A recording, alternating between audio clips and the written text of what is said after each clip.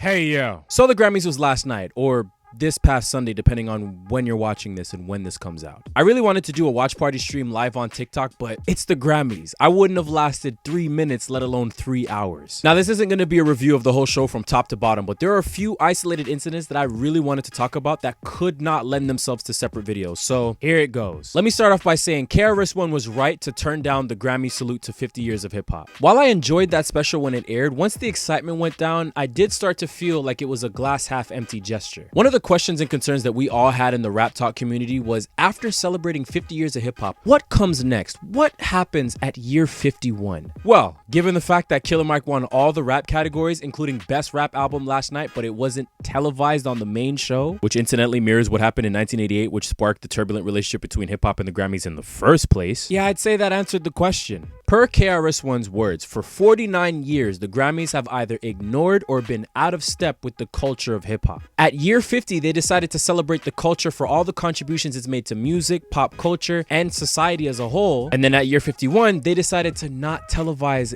any of the rap categories on the main show. Not only that, but they also flubbed up on one of the categories by giving Nicki Minaj Best Rap Song and then going, oops, my bad. It's actually going to Killer Mike. I mean, not that I'm mad that Nicki Minaj didn't win an award. I'm just saying treat our categories with the same due diligence that's allotted to the other categories. I will give them credit where credit is due, though. They did give Jay-Z the Dr. Dre Global Impact Award, making him the only hip-hop artist to receive an award on the main show. But as Hov said in his speech, you gotta get it right. Now, that's about the only thing that I have to say about the Grammys committee. The rest of what I have to say for the rest of this video is about you, the viewers, the reactors. Because Killer Mike sweeping the rap categories and winning over the likes of Drake, 21 Savage, Nas, and Travis Scott is huge and well-deserved. Y'all know how long Killer Mike been in this? Many of you are really complaining that Killer Mike's Michael won over Travis Scott's Utopia. Please, cry about it some more. If you claim to love hip-hop and you're a fan of hip-hop and you want the Grammys to do right by hip-hop, yet you're complaining about someone who exemplifies hip-hop at its best being awarded for doing so, that says more about you than it does about the Grammys. You're part of the problem. Objectively,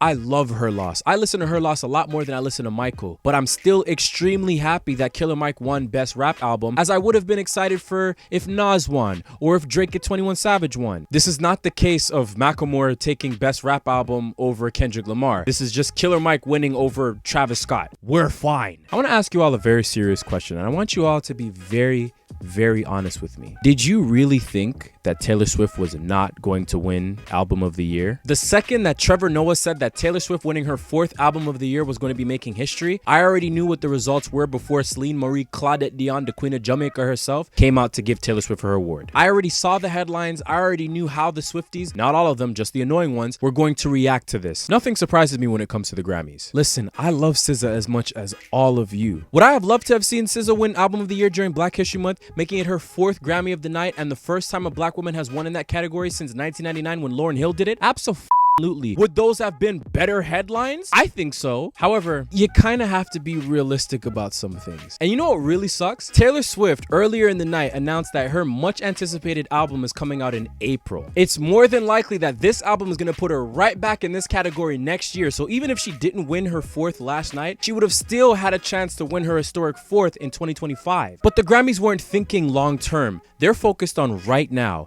And right now, Taylor Swift is as hot as she's ever been in music. With her album having 8 songs take over the top 10 on the Hot 100 at one time, her Eras Tour being one of the highest grossing tours of all time, and her mere presence being a draw for the NFL, realistically, the Grammys was just not gonna pass up the opportunity to capitalize and make history by awarding their wet dream of a pop star. May not have been what I wanted, but I understand it. In closing, I just want to challenge you all to reevaluate your views on the Grammys, the Oscars, and any other award show for that matter. Because a lot of people say that the Grammys don't matter, and I get why it's easy to believe so. But the older I get, the more that I realize that when people say that, they are, and respectively so, full of shit.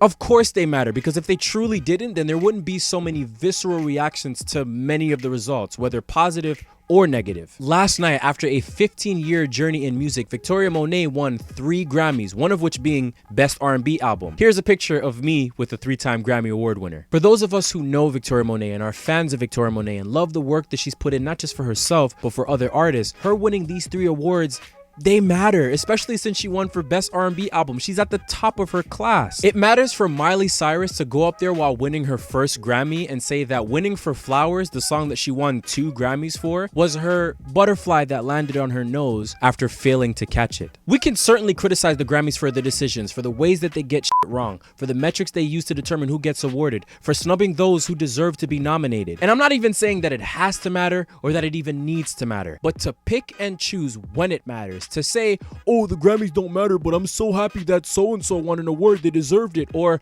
the Grammys don't matter, but why didn't so-and-so win, they deserve to win. It's weird to me. If it truly didn't matter, you wouldn't watch. If it truly didn't matter, you wouldn't care who won or lost. And especially to a lot of you content creators, if it truly didn't matter, you wouldn't be making no videos about it.